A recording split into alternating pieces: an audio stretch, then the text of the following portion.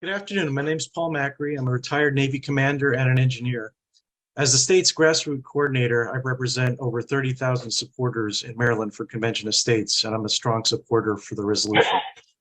The resolution before you proposes a convention to discuss three issues: fiscal restraints, federal term limits, and federal overreach.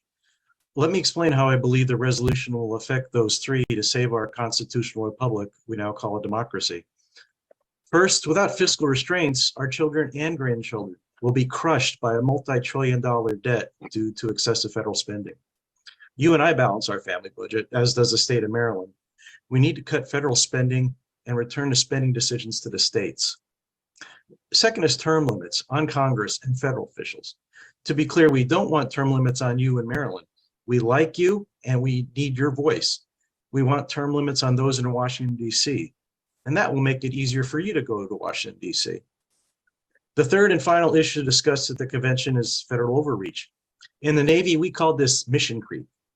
We need to return to the original limits on federal power and jurisdiction.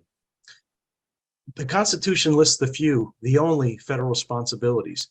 Anything and everything else resides in the states, like 50 little laboratories. We have to end the one-size-fits-none approach.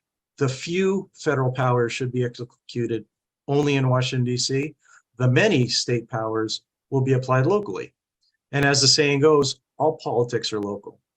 These three topics work together to bring the decision-making back home, along with the associated funds.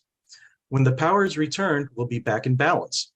I trust you to better execute power and budget the funds once those powers are returned to our state, certainly more effectively than those in Washington, D.C. These topics enjoy a supermajority in a nonpartisan way. We need your help to save our constitutional republic by voting favorably on this resolution so it can go to the floor for debate. Thank you very much.